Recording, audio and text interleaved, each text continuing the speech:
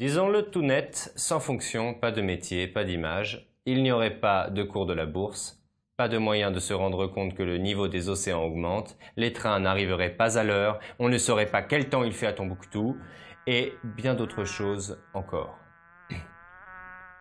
En 1673, le philosophe Leibniz est à Paris en mission diplomatique. Il représente les princes allemands. En fait, il passe son temps à discuter avec ses amis savants, et le soir, il travaille sur la machine à calculer qu'il a mise au point. Une idée s'est logée dans les rouages de son cerveau. Comment mettre en relation deux ensembles? Ce qui intéresse Leibniz, ce sont les ensembles de nombres, et les nombres, il y en a beaucoup.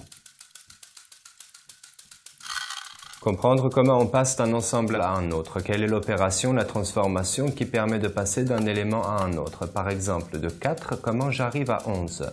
Je pourrais lui ajouter 7, je pourrais aussi d'abord le multiplier par 2 et lui ajouter 3. Et si je ne prends plus 4, mais que je prends 5, et si lui aussi je le multipliais par 2 et ensuite lui ajoutais 3, est-ce que le rapport qui unit 11 et 13 ne serait pas lié au destin de 4 et 5? Peut-on représenter cette relation entre les ensembles de nombres comme cela, c'est clair? Nein. Bon.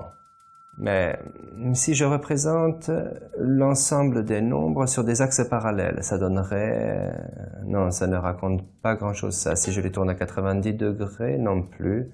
Il ne faudrait pas tout dire, être moins bavard, plus discret entre elles, point de rencontre. Oui, un point. La relation des ensembles de nombres devient un ensemble de points. Un chemin, une courbe, un dessin. En bas, les points de départ sur l'axe vertical. Les points d'arrivée, on trouve les uns en fonction des autres. Oh!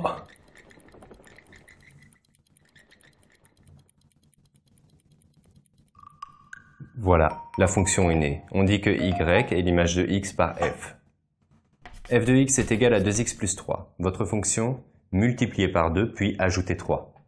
f de 4 est égal à 2 fois 4 plus 3 est égal à 8 plus 3 est égal à 11. Pour x égale 4, y égale 11.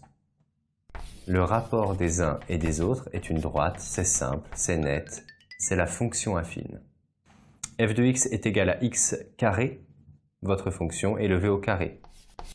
C'est bien élevé, c'est au carré, joli dessin. Il y a aussi la sinusoïde. Je vous le fais les doigts dans le nez, mais une autre fois. Retenons ceci. En réfléchissant à la mise en relation des nombres entre eux, Leibniz fabrique un mot, comme il fabrique sa petite machine, en tâtonnant, en dessinant, à l'intuition. En mathématiques, il faut savoir penser avec la main.